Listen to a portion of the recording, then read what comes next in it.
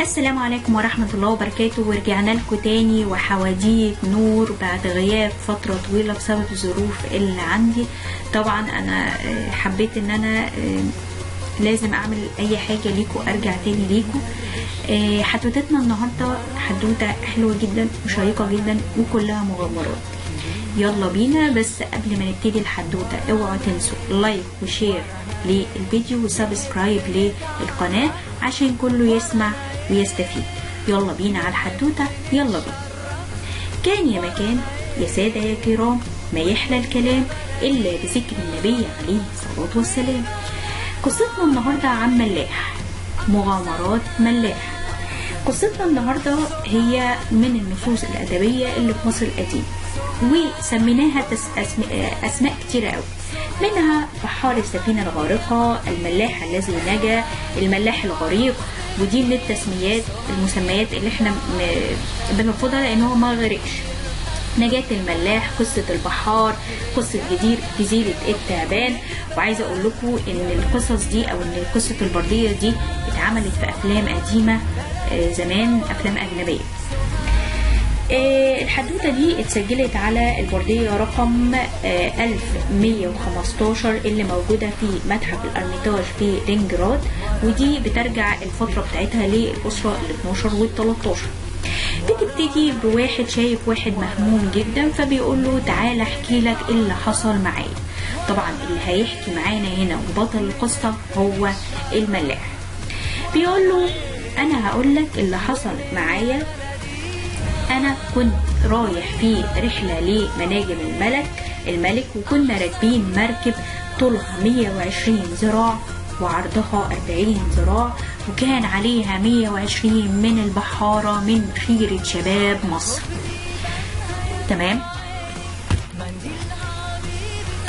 وإذ فجأة وإحنا ماشيين في الأخضر العظيم اللي البعض بيقول إن ده البحر، حصل إعصار. حاولنا إن احنا نقاوم، بس الإعصار ده تضاعف لدرجة إنه دمر المركب، وكل الناس اللي عليها أو كل البحارة اللي عليها غرقوا، وهو بس اللي نجا.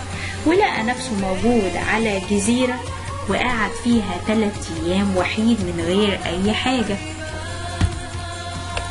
وبدأ إن هو يدور على حاجة ياكلها، وبيقول إن هو مشي شوية فلقى من خيرات ربنا على الجزيرة دي إشي تين وإشي عنب وإشي جميز وأسماك وطيور. جزيرة بوصفه كده تعتبر جنة.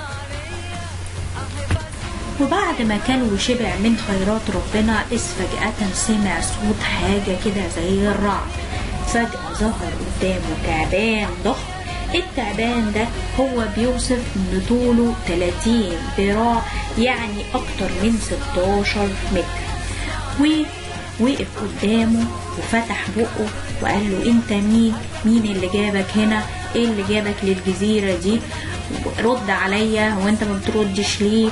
راح قال له انت بتتكلمني كلام انا مش فاهمه، انا دلوقتي مش قادر اتكلم من كتر الرعب. فراح واخده. طبعا قعد يهدده التعبان ويقول له انا هوريك ازاي ان انت هتتحول لرماد وي. المهم خده شاله ببقه كده ودخله مكان مخبأ او كهف يعني.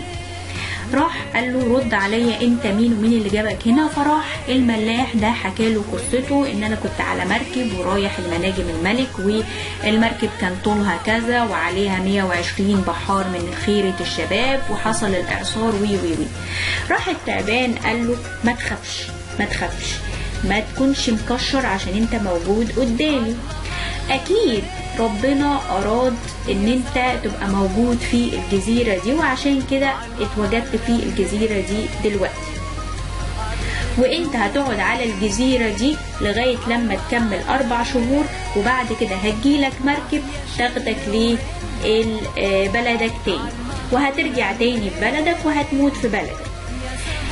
وبدأ ان هو يحكي له قصته، ان هو كانوا على الجزيرة دي تعابين كتير، حوالي 75 تعبان، في منهم اللي في سن صغيرة، وجت نجمة من السماء واهلكتهم كلهم، وهو الوحيد اللي عايش، وهو دلوقتي مستني مصيره النهائي ان هو يروح لهم ويبقى ما بينهم يعني.